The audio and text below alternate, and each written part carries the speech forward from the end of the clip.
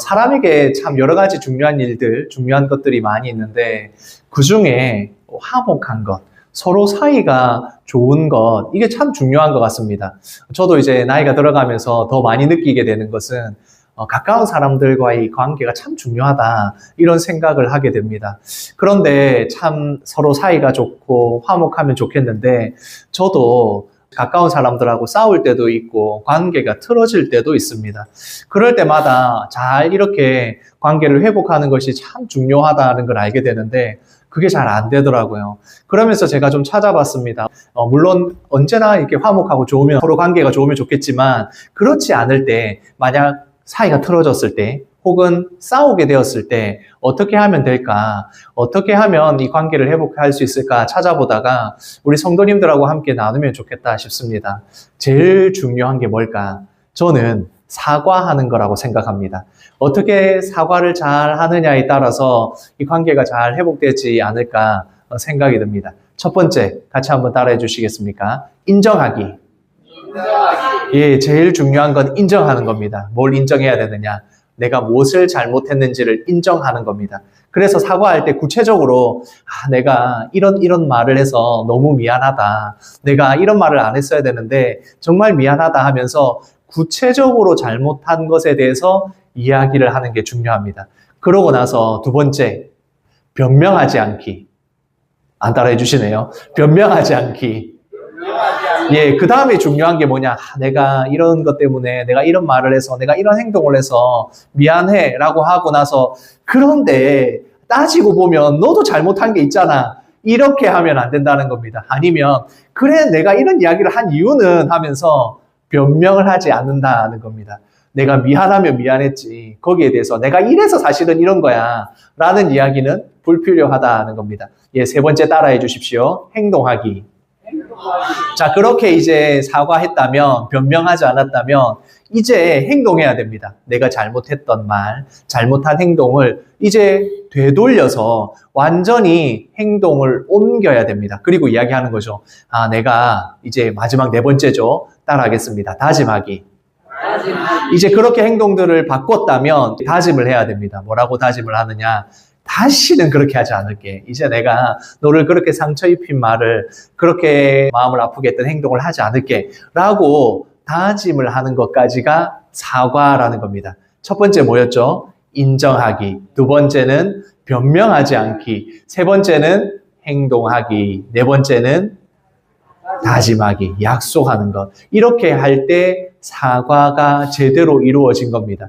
이게 저도 참 사과한다는 것을 왜 배워야 되나 싶지만 가만히 생각해 보니까 제대로 이렇게 사과하는 게 참 쉽지가 않더라고요. 내가 이렇게 잘못했다고 이야기하려고 하다가도 변명하는 경우도 많이 있었고, 또 그런 행동을 반복한 적도 많이 있고, 그 다음에 약속도 잘 안 했다는 생각이 들어서 우리 성도님들하고 이렇게 나눴습니다. 서로 가까운 사람들, 그리고 이웃들과, 그리고 우리가 회사에서 만나는 사람들과 잘 화목하게 지내는 방법 중에 하나가 내가 잘못했을 때, 관계가 틀어졌을 때 사과하는 것이 아닌가, 이런 생각이 듭니다. 사람과 사람 관계에서 문제가 생겼다면 우리가 이렇게 사과하는 방법을 통해서 미안하다, 사과하고 또 관계가 회복이 될 수 있을 것 같습니다. 그런데 만약 하나님과 관계가 틀어졌다면, 하나님과의 관계에 문제가 생겼다면 어떻게 해야 되겠습니까? 우리가 하나님과의 관계가 문제가 생겼을 때 거의 모든 것이 우리의 잘못으로 이렇게 됩니다. 그러면 하나님이 이렇게 진노하게 되었을 때 어떻게 해야 될까? 바로 오늘 이 말씀을 통해서 우리가 알 수 있습니다. 하나님께서 진노하셨을 때, 하나님과 관계가 틀어졌다면 어떻게 해야 될까? 오늘 말씀을 통해서 한번 살펴보려고 합니다. 하나님께서 이스라엘 백성들에게 진노하셨습니다. 하나님의 언약궤가 스스로 블레셋을 물리치고 승리하셔서 개선 장군과 같이, 승리한 왕과 같이 이렇게 돌아왔을 때 백성들이 얼마나 기뻐했습니까? 그렇게 백성들이 기뻐했지만 그 기뻐하는 것도 잠시였고, 백성들은 가장 큰 공포와 또 슬픔을 느끼게 됩니다. 왜 그러냐 하면 하나님의 언약궤를 들여다보려고 했기 때문에 그렇습니다. 하나님의 언약궤를 들여다본다는 것은 단순한 호기심이 아니라 하나님을 경외하는 마음이 그 백성들에게 없었다는 것입니다. 하나님의 말씀을 따라 순종하며 살아가려는 마음이 하나도 없어서 율법을 다 어기고 이 언약궤를 꼭 기념품과 같이 생각했을 때 하나님께서 블레셋을 치셨던 것처럼, 블레셋에 하나님의 재앙이 임했던 것처럼 이 이스라엘 백성도 동일하게 하나님의 진노를 받고 죽게 됩니다. 그러니까 이 이스라엘 백성들이 하나님의 진노를 보고 너무나도 크게 두려워하고 슬퍼하는 모습을 보이게 됩니다. 그러니까 이 백성들이 어떻게 하느냐? 같이 말씀을 읽겠습니다. 기럇 여아림 사람들이 와서 여호와의 궤를 옮겨 산에 사는 아비나답의 집에 들여놓고, 이 백성들이 지금 베세메스에서 당한 것들이 너무 크니까 이제 안 되겠다 생각을 하고 이 언약궤를 다른 곳으로 옮기게 됩니다. 기럇 여아림으로 보내었다는 겁니다. 이걸 보면 떠오르는 게 없습니까? 블레셋 도시들이 어떻게 했습니까? 블레셋 도시에서 하나님의 재앙을 당하니까 또 다른 블레셋 도시로 뜨거운 불덩어리를 지는 것처럼 막 아뜨거 하면서 다른 도시로 보냈던 것처럼 지금 이스라엘도 똑같이 그렇게 하고 있다는 겁니다. 자신들이 이것을 감당하지 못하겠다 생각을 하고 기럇 여아림으로 보내었다라는 겁니다. 그렇게 여호와의 언약궤를 두려워하면서 자신들이 죽을까 봐 과연 누가 이 여호와의 언약궤와 함께 할 수 있느냐 이러면서 여호와의 궤를 옮기게 되었다는 겁니다. 그렇게 아비나답의 집에 옮겼을 때 어떻게 되었을까? 그러면 그곳에서는 어떤 일이 일어났을까? 같이 읽겠습니다. 20년 동안 평안한 기럇 여아림. 기럇 여아림으로 옮겨갔을 때에 하나님의 사람이 언약궤를 구별되게 그것을 옮겨갔고, 그리고 그곳에서는 20년 동안 아무 일도 일어나지 않은 것입니다. 하나님께서 주시는 복이 그 기럇 여아림에 있다는 것을 보게 됩니다. 즉 다시 말해서 언약궤를 가는 것이 문제가 아니라 이 이스라엘 백성들의 태도와 방법이, 그들의 삶의 태도에 문제가 있었다는 것을 알게 되는 것입니다. 그곳에서 20년 동안 있는 것을 보면서 다른 이스라엘 백성들이 보게 된 것입니다. 아무 일도 일어나지 않네. 이 기럇 여아림에 가서는 아무 문제가 없구나 라는 것을 보고 있었다는 겁니다.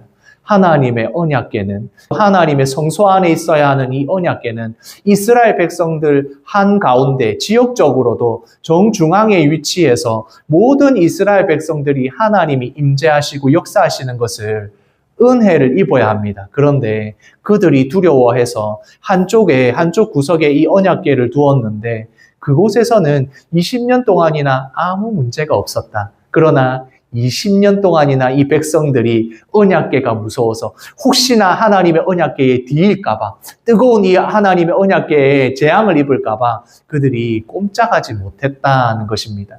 그래서 궤가 기럇 여아림에 들어간 지 20년 동안 오래 있었다라고 이야기를 합니다.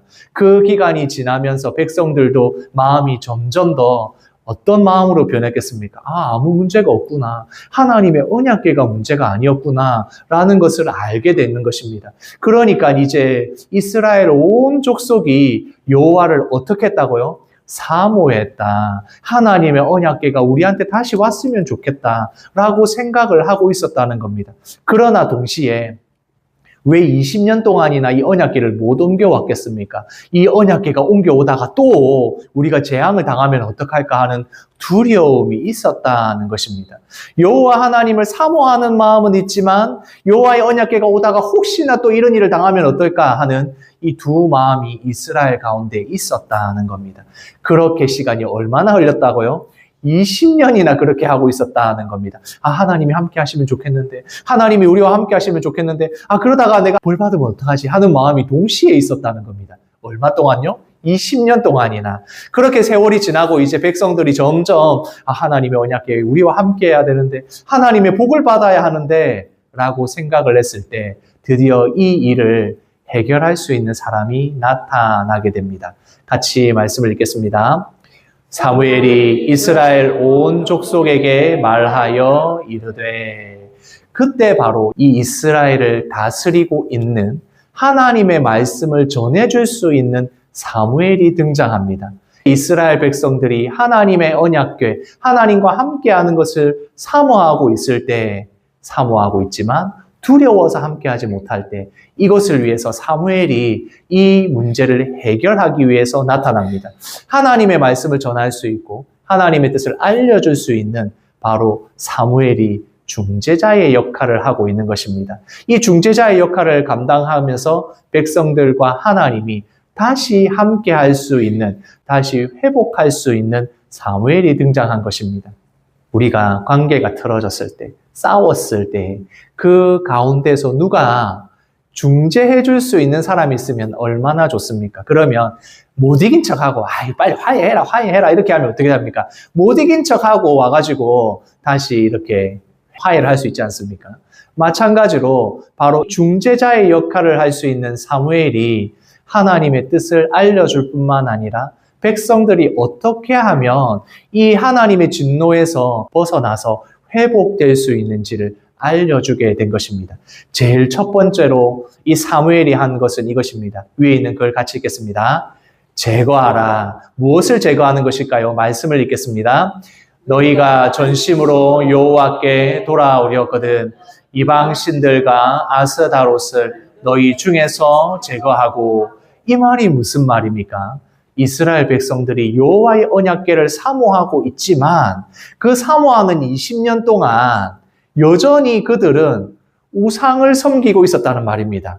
여전히 이스라엘 안에는 온갖 이방 신상들이 안에 있었다는, 우상들이 있었다는 겁니다. 그러니까 사무엘이 제일 먼저 하라는 것은 무엇입니까? 제거해라. 무엇을 제거하라고요? 우상들을 제거하라라고 말하는 것입니다. 하나님과 이 모든 관계를 회복하기 위해서 가장 먼저 이스라엘 백성들이 해야 되는 것은 무엇이냐? 행동해야 된다는 겁니다. 어떤 행동을 합니까? 우상을 제거하는 행동을 해야 된다는 것입니다. 우리가 하나님과의 관계를 회복하고 믿음으로 살아가기 위해서 가장 먼저 해야 될 것은 행동하는 것입니다. 행동하는 것이 무엇이냐 하면 바로 우리의 마음이 하나님께로 향하여 있다는 것을 보여주는 가장 좋은 방법이기도 하고, 또한 우리가 행동한다는 것은 우리의 마음이 함께 따라갈 수 있도록 만들어주는 것입니다. 가만히 보면 언제나 그런 일들이 많습니다. 내가 먼저 행동을 하면 내 마음이 그곳에 따라오는 경우가 되게 많습니다. 주일에 예배 자리에 오면 그때부터 예배하는 마음이 커지게 되는 것입니다. 우리가 예배 자리에 오기 전에 우리가 어떤 행동을 하고 준비를 하고 토요일부터 이제 주일을 준비하고 이렇게 뭔가 행동을 하기 시작하면 마음도 하나님께로 향하는 예배의 마음이 되듯이 우리의 몸이 움직이면 마음이 따라오게 됩니다. 그래서 가장 먼저 뭘 해야 되느냐? 행동해야 된다는 것입니다. 마음은 몸을 따라가게 됩니다. 그래서 우리가 행동하고 움직이는 게 중요합니다. 우리가 어디에도 계신 하나님을 어느 곳에서나 예배할 수 있지만 왜 주일에 이 자리에 와서 예배를 드려야 합니까? 내가 이곳에 내 몸을 움직여서 왔을 때 나의 마음도 이곳으로 향하여서 예배를 드리는 마음이 되기 때문에 그렇습니다. 항상 마음은 몸을 따라갑니다. 행동하고 움직여야 된다는 것입니다. 이 이스라엘 백성들이 이제 그들이 사무엘이 말한 대로 행동하기 시작합니다. 같이 읽겠습니다. 이에 이스라엘 자손이 바알들과 아스다롯을 제거하고 여호와만 섬기니라. 사무엘이 우상들을 제거해라 라고 했을 때 그 백성들이, 온 이스라엘 백성들이 여호와 하나님을 사모하고 있던 그들이 행동으로 옮겼다는 겁니다. 온 이스라엘 백성이 마음을 합하여서 이스라엘 안에 있는 우상들을 제거했을 때 그들의 행동이 시작이 되었고 그들의 행동에 마음이 가기 시작하고 그래서 하나님과의 관계를 회복하는 첫걸음을 내딛게 되었다는 것입니다. 이렇게 마음을 그들이 옮겼다는 것입니다. 하나님만을 섬긴다라고 하는 게 무슨 말이냐? 이것은 오직 여호와 하나님만을 섬기겠다는 것입니다. 그런데 지금까지 이스라엘 백성은 어떠했습니까? 하나님을 섬긴다고 하면서 여호와 하나님을 사모하고 언약궤가 돌아오면 좋겠다라고 생각을 하면서 동시에 그들은 어떻게 하고 있습니까? 우상을 함께 섬기고 있는 겁니다. 그러니까 양다리를 걸치고 있는 것이죠. 양다리를 걸치고 있으면서 이것도 도움이 되고 저것도 도움이 되니까 두 개 다 하면 어떨까? 이렇게 하고 있었다는 겁니다. 그러나 사무엘이 이야기합니다. 우상들을 제거해라. 그렇게 양다리 걸치면 안 된다라고 분명하게 해주는 것입니다.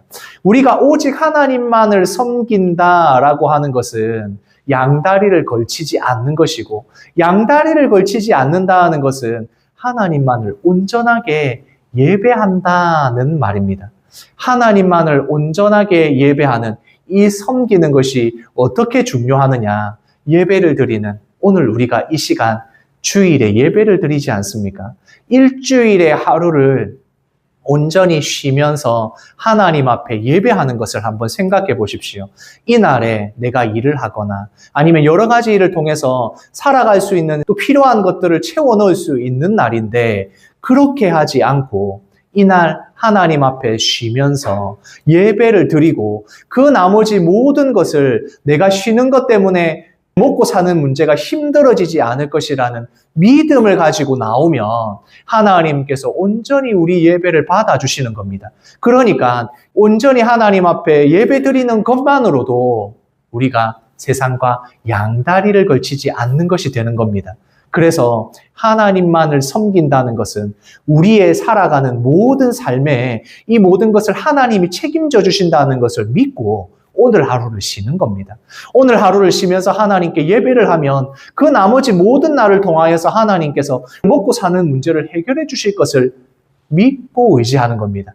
우리가 온전히 하나님만을 섬긴다는 것, 그 중에 중요한 것은 하나님 앞에 예배를 드리는 것이 중요한 것입니다. 이렇게 우상을 제거한다, 그리고 하나님만을 섬긴다, 그 행동을 옮겼을 때 하나님과의 관계가 회복이 되는 것입니다.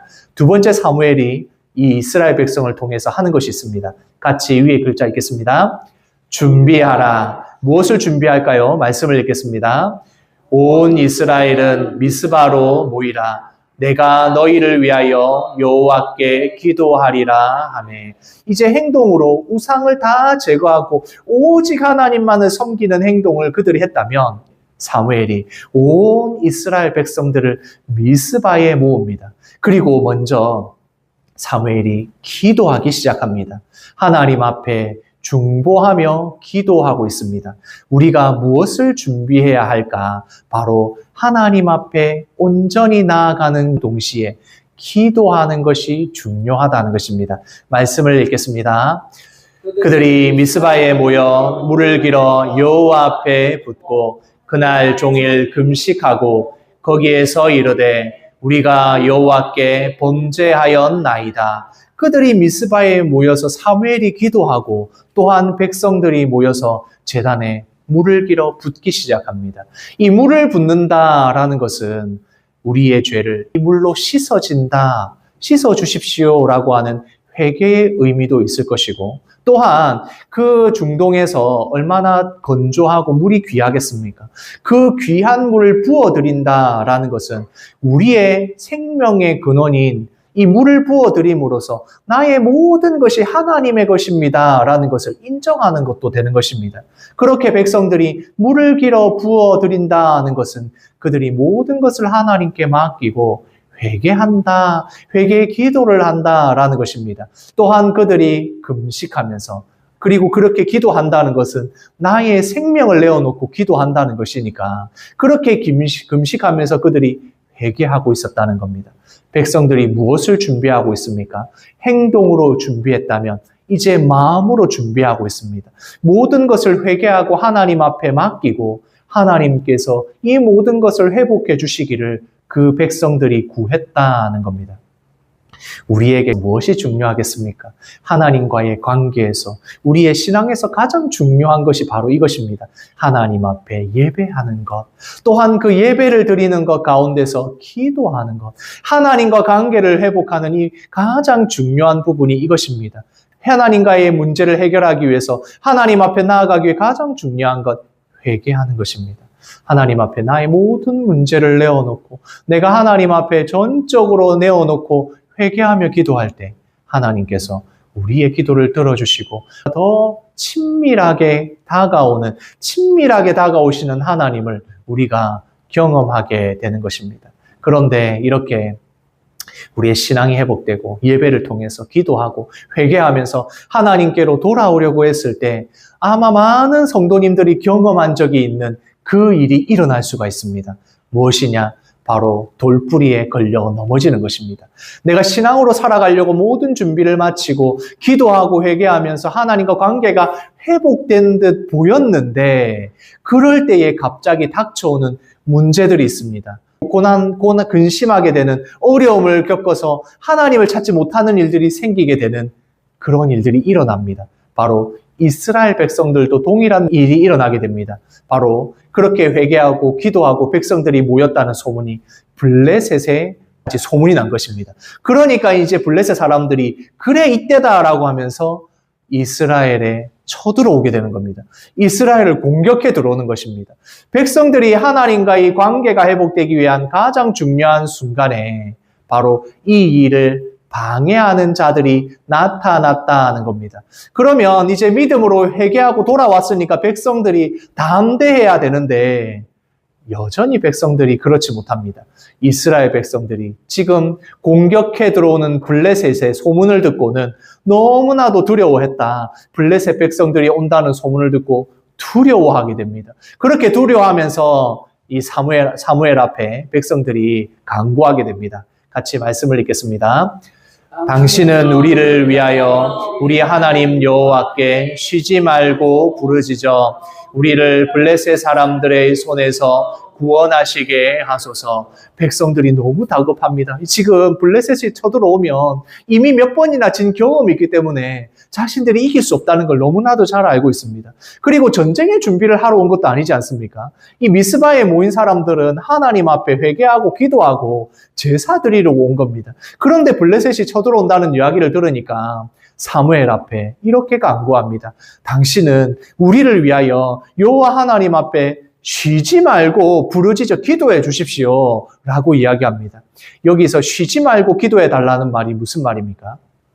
한시도 쉬지 말고 24시간 끊임없이 이렇게 기도해 달라는 말, 그런 말이 아닙니다.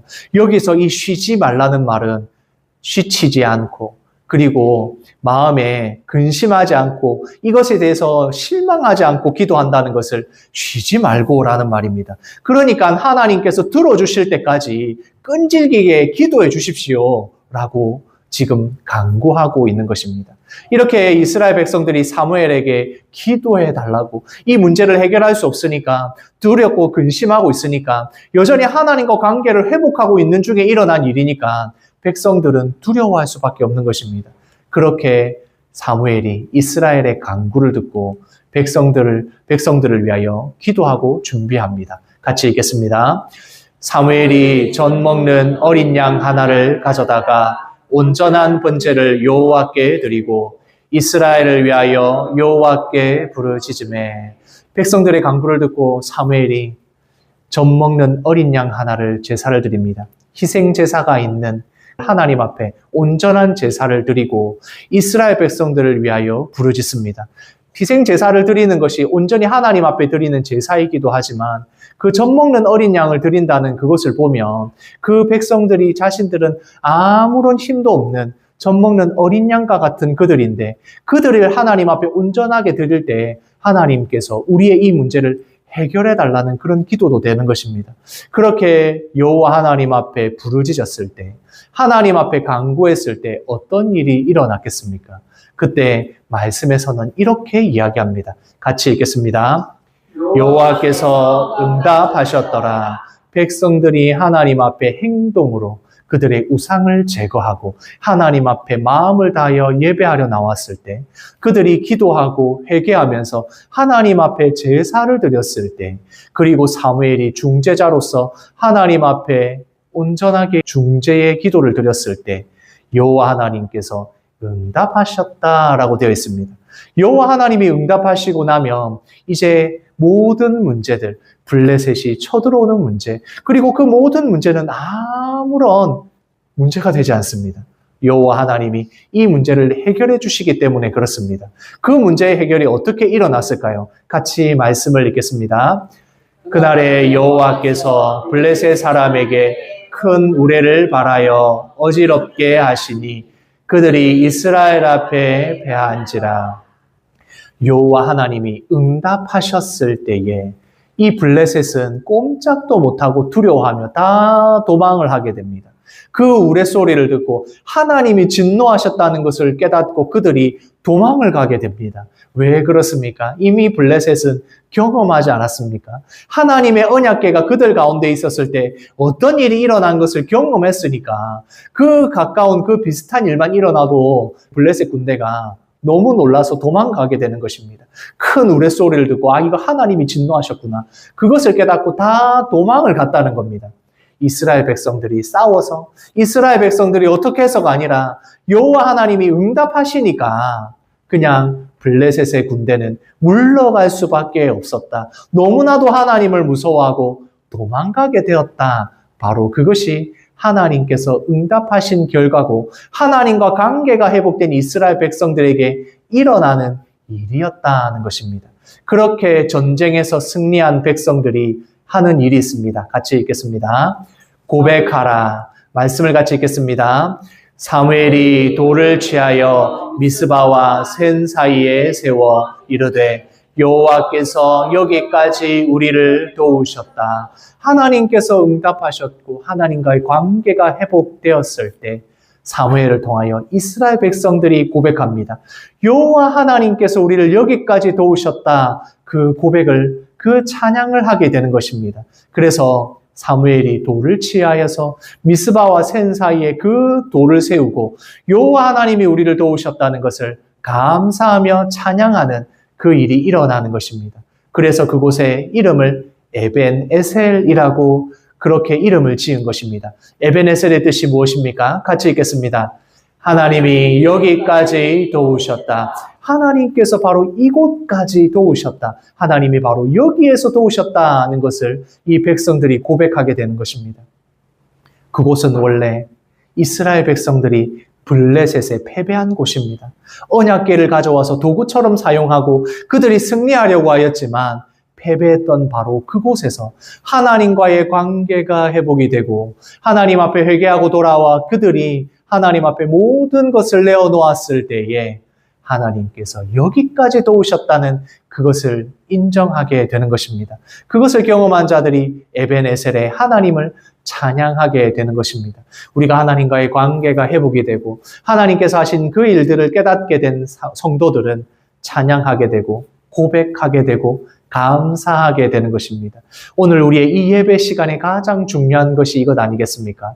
하나님이 여기까지 우리를 도우셨다는 것을 인정하고 하나님 앞에 감사하며 찬양할 때에 결국 우리는 이런 고백이 우리 삶 가운데 이 예배 가운데 있었으면 좋겠습니다. 같이 읽겠습니다.